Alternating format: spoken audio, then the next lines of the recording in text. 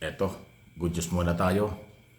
Kasi mismong si Pangulong Marcos ang nag-utos na isama sa priority na gagawin ng Kongreso at Senado after ng LEDAC meeting sa Malacanang. Talagang tanggalin na, alisin na ang travel tax sa mga nagbibiyahe palabas ng ating bansa. 1,620 ang travel tax ng mga sumasakay sa economy ng ating mga airlines company. Malaking tulong po yan. Kung ano man po ang epekto sa mawawalang kita ng gobyerno ay pupunuan ng ating Malacanang kung papaano yung mga dapat ay pinagkakagastusan ng nakukuhang travel tax sa mga biyahero. Ang priority at gusto ng ating Pangulo ay pagaanin, huwag pahirapan ang mga biyahero sa pagbabayad ng travel tax. Kasi malaki po talaga yan.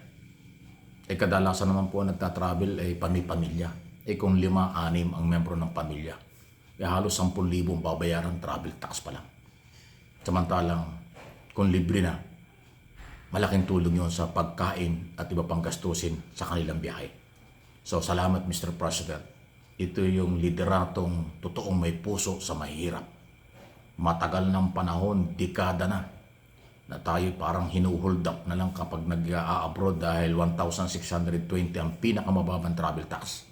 Wala namang nararamdaman ng mga biyahero kung saan napupunta at ano ang kapalit nito. Pero matagal ng panahon na nangyayari. Ngayon, under Marcos administration, aalisin na yan.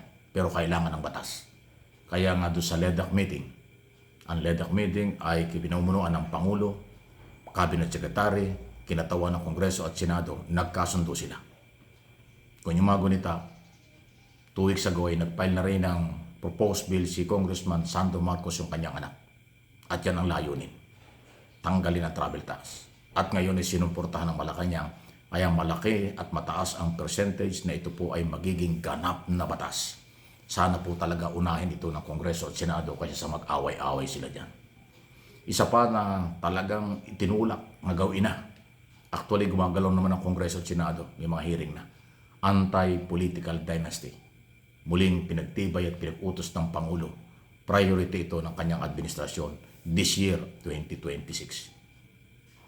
Gawin ang batas na ito para sa next election. Bawal na ang pamipamilyang kandidato sa local at national position. Laban ito sa korupsyon.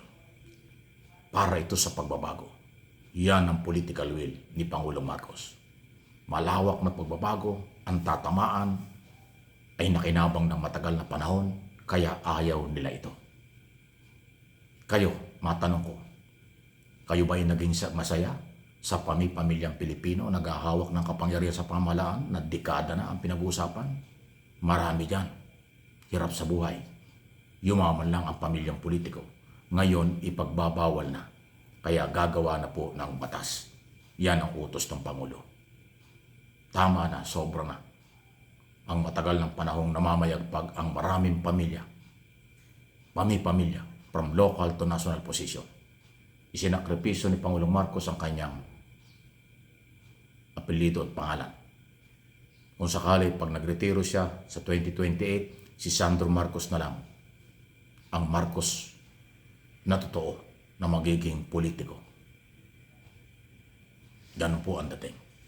Ang gusto ho ng mga Marcos hanggang 4th degree. Kapatid, pinsan, kamag-anak at sa baba pa yung 4th degree na tinatawag ay ipagbawal na sa mga public office elected. Lalo na po yung mga from local to national government. Ang ganda po nito, maniwala po kayo. Mababawasan ng malaki ang matinding korupsyon sa ating local and national government pag pinagbawal ang pamilya sa posisyon. Yan po kasi ang ugat dahil yung padre de pamilya, hindi ko nila lahat. Kung ano ang sarap ng buhay nila ng pagiging government official, yan ang pinamamana sa anak, manugang at apo.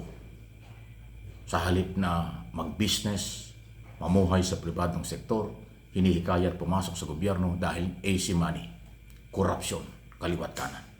Yan ang korupsyon. Ngayon kung isa lang sa bawat pamilyang Pilipino ang papasok sa gobyerno, hindi makaka-recruit ng karapalang pamimersonal sa pera at kapangyarihan ng mamamayan. Yun ang layunin dahil gusto ni Pangulong Marcos may pagbabago sa kanyang administrasyon. Siya ang nagsimula, ipatigil ang korupsyon, imbestigahan, kasuhan, kumpiskahin ang mga ilegal na kayaman na galing sa pera ng bayan. Ngayon sinusundan ng ganito. Yan ang tunay na reforma. Ang hindi lang nakakaintindi at ayaw umintindi, saradong isip, nagbibingi-bingihan, nagbubulag-bulagan, mga anti-Marcos. Kasi nasanay sila sa pamilya ang nagnanakaw sa gobyerno. Nasanay sila sa puro yabang, pananakot, karahasan. Ay sa kasalukuyang gobyerno, hindi yan nangyayari.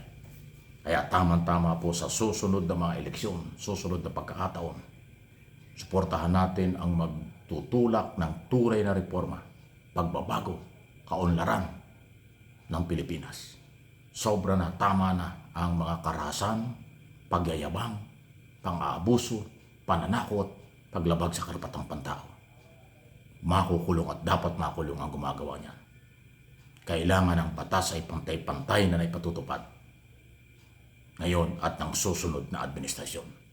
Kaya please lang po, bilang Pilipino at ang channel na ito, tayong lahat ay matuto ng bumoto, sumuporta sa totoong kandidato. Huwag kayong maniwala sa mga pangakong walang katotohanan. May nangako nga dyan na magbibigay ng 10,000 pesos nung mga senador, wala nang nangyari. May nangako rin yan, ililibre ang bayad sa elektrisidad, wala rin nangyari. Di ba? Ang linaw niyan. Nangako rin silang paghagandahin at susuportahan ng gobyernong ito. Dahil hindi lang nila nakuha ang gusto nila, naging kalaban na, naninira pa.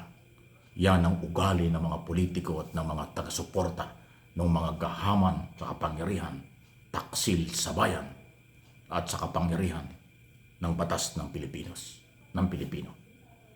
Pag hindi po ninyo binago at hindi tayo nagbagong mga botanteng Pilipino, lalo na po kayo mga nanonood, Luzon, Visayas, Mindanao, sa buong mundo, mga OFW, paulit-ulit ang kahirapan. Hindi tayo makakaahon. Magiging third world country tayo. Pag kinusinti natin ang mga pambobola, panggagamit ng pamilyang politiko dito sa ating bansa.